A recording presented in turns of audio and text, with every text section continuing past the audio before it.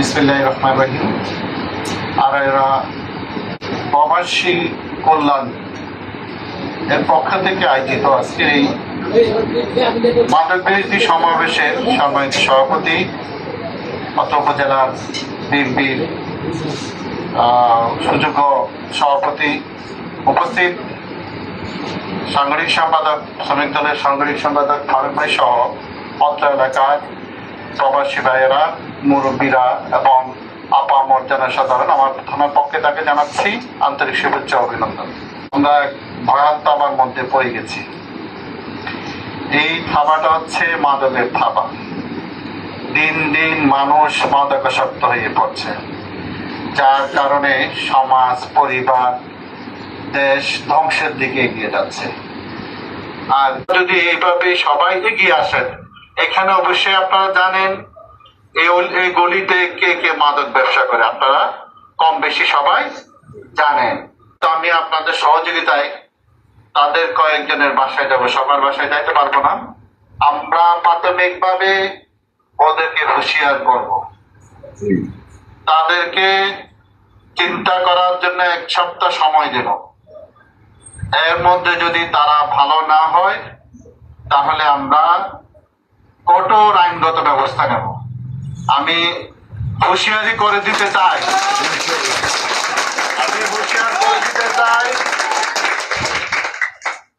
আপনাদেরকে যারা মাদক ব্যবসা করছেন, মাদক সেবন করছেন, মাদকের পৃষ্ঠপোষকতা করছেন, অনেক জোরে নিবেদন করছি আপনারা ভালো হয়ে যান। আর না হলে আমরা এই সমাজের ভালো লোকগুলো নিয়ে আপনাদেরকে প্রতিহত করবো ইনশাআল্লাহ। তাই আমি আবার অনুরোধ করছি, এখানে যারা উপস্থিত আছেন, আপনারা যেহেতু এই সমাজের মানুষ জেগেছেন, ইনশাআল্লাহ এই সমাজে আর কোনো মাদক ব্যবসায়ী থাকবে না। তার জন্য আমাদের প্রধানমন্ত্রী মহোদয়, আমাদের এলাকার মন্ত্রী মহোদয়, এমপি মহোদয় একদম 0 টলারেন্স, মাদকের বিরুদ্ধে 0 টলারেন্স যুদ্ধ ঘোষণা করেছে। কোনো ছাড় দেওয়া হবে না। আপনারা যেহেতু জেগে উঠেছেন, এই সমাজ যেহেতু জেগে উঠেছে, এই 1-2টা কীট সমাজ থেকে এমনি উপরে ফেলা যাবে। তা আশা করি ইনশাআল্লাহ ওই দিন 1 সপ্তাহ আমরা সময় দিচ্ছি। পরবর্তী সপ্তাহে আমরা সবাই মিলে ওই সব এলাকায় যারা ব্যবসা করেন, তাদের একটা বসতি আছে, ওই সব বসতি দরকার হলে ভেঙ্গে চড়ে একাকার করে দেব। আমি বারবার হুঁশিয়ার করছি, এটা যাতে আপনারা এই মাদক থেকে ছেড়ে আসেন, না হলে এলাকা ছেড়ে দেন। মাদক ছেড়ে দেন, না হলে এলাকা ছেড়ে দেন। আপনারা জানেন পুলিশ চাইলে পারে না, এরকম কোন কাজ নাই।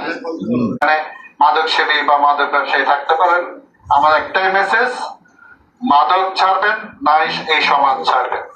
আমি সবাইকে আমার পক্ষ থেকে আবার আন্তরিক শুভেচ্ছা অভিনন্দন জানিয়ে আমার সংক্ষিপ্ত বক্তব্য এখানে শেষ করছি। আসসালামু আলাইকুম।